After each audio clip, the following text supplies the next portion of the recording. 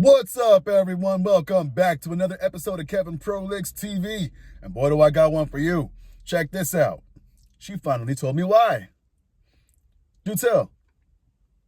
I'm a long time lurker here. Been in a 20-year plus relationship. It looks like it's over now, and I just want to share my story. The first couple of years, we were having sex often before it slowed down. Lately, at best, we will have sex once a month or a couple of times in a row, then nothing for several months, sometimes 6 months with nothing. In fact, I don't think she even touched me in the last 4 months.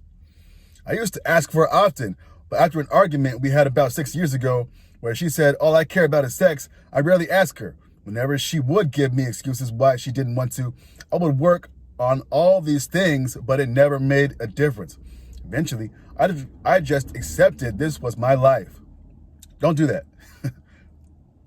So in the last 4 months, I haven't even asked for sex. Out of the blue, she tells me she wants to end our relationship. At first, she gives me a few reasons not related to sex. I say, can these be worked on or fixed? Then she says she will never want to have sex with me again, and that's not fair to me, and I need to move on. She tells me that she was sexually assaulted as a child, which is not surprising. She had a really rough childhood, but was in and out of foster homes. And then about 2 to 3 years into our relationship, the first time she didn't want to have sex, she said she told me a bunch of times she wasn't comfortable with her mom being in the house.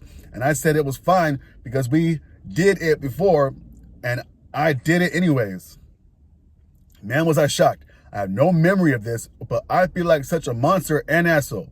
And then after this, anytime she said she didn't feel like it, if I got upset at all, she would be scared, which I never realized I came across that way. I asked, why stay with me? Get a house, have kids, and she said because she just feels all men are like that. She said she didn't hate any other time we had sex, but a lot of the time when she did say yes, it was out of pity. And the hope that if she just went through with it, I wouldn't ask her for a while. I told her she needs counseling. I think I do too. I don't know if I can look at sex the same way again after hearing all that. I wish she would have told me all these years ago.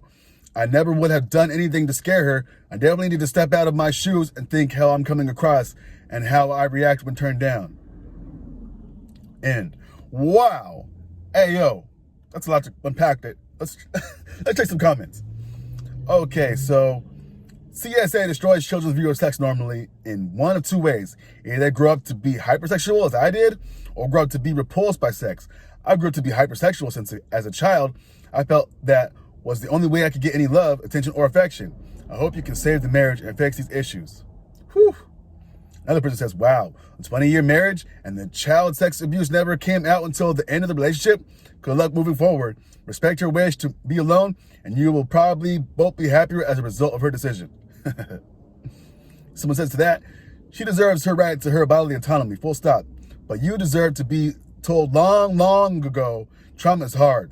I don't say that lightly, but she is morally culpable for having kept that issue from you. No easy answers here. Best of luck. Another person says, man, first off, I'm sorry that you are going through this. It's a tough road. My wife is also a victim of CSA, and it has severely skewed on how she views and perceives sex. My story is very relatable to yours. A lot of the sex in her early years starts to slow down. I've done things throughout our years together that caused damage sexually for her, and now in later years has led us to where we are at. At the time of those moments happening, I didn't realize or understand the damage it was causing or the effect it was having on her. It's almost coercion to a sexual assault survivor. It's going to definitely be perceived that way. The pity, duty, sex we are given without knowing it causes inversion after many years. It's crazy. I've done a ton of research on it, and CSA as well. It's so very sad that this happens to people. It's not fair. I wish I could go back to start over with her knowing what I know now. I wish I could go back and stop her and piece of shit abuser from doing this to her as a child. Even if it meant she wouldn't have met me down the road. At least she wouldn't have her childhood robbed of her, and she wouldn't have to feel what she feels now. Good luck, man. Be kind to yourself, and as much as you can, if you need anyone to talk to, reach out. Oh, wow. All right, one more person. They said right here, hi there, your story sounds like mine. Same timetable, withdrawal of sexual connection.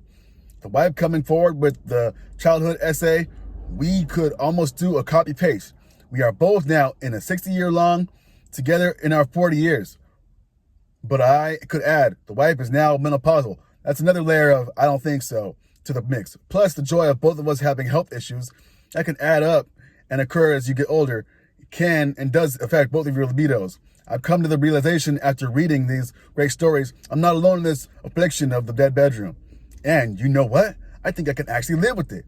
When compared to some of these stories, I'm not so bad off. Sure, life isn't as exciting as it was when we were young. Sure, I would like to still have some bedroom fun, but I've come to the realization that my wife isn't as bad as some. For you guys and girls, I reckon you have chosen wisely to leave it when it sounds a non-winnable situation, especially if you are in your 30s or even 20s. I couldn't imagine 60 years of a dead bedroom. I think I'd be here until my prostate plays up and my libido dries up, which could be at any time, really. Never know. Oh, wow. What the hell? All right. One person says right here, all I can say is this. Is my husband and I going through a somewhat similar situation, come to Jesus moment, both of us. The biggest takeaway for me is, in hindsight, it's always 2020. And no matter how alone or frustrated or isolated each of us has felt in our relationship, we now understand that the other person was also doing it too. It sounds like you are coming to that realization. There is no win or lose. There's just us. Try to be kind as you both come to understand the pain each of you have had to endure for the process. 40-year-old high libido female here. Your wife doesn't sound nasty to me, and neither do you. Sometimes things are just tragic all around. I don't know you both, but if you guys did want to work through it, I reckon you both have all the tools you need to navigate this with true love and respect and empathy. Well, I think you guys get the point. Whoa, if someone goes through something in childhood, that could really affect them in adulthood. And addressing those problems before they go into a marriage could definitely help. It seems like this guy was in a relationship, things were happening, and then it didn't come out until later, and now he's feeling all kinds of weird, wonky feelings about it. Okay, yeah, she should have told you what happened to her a while ago, but now you have it on your plate now. How you gonna navigate it? Well, hey, maybe you guys will figure something out. I don't know, but she's telling you, hey, I can't give this to you. Maybe you can go find someone else.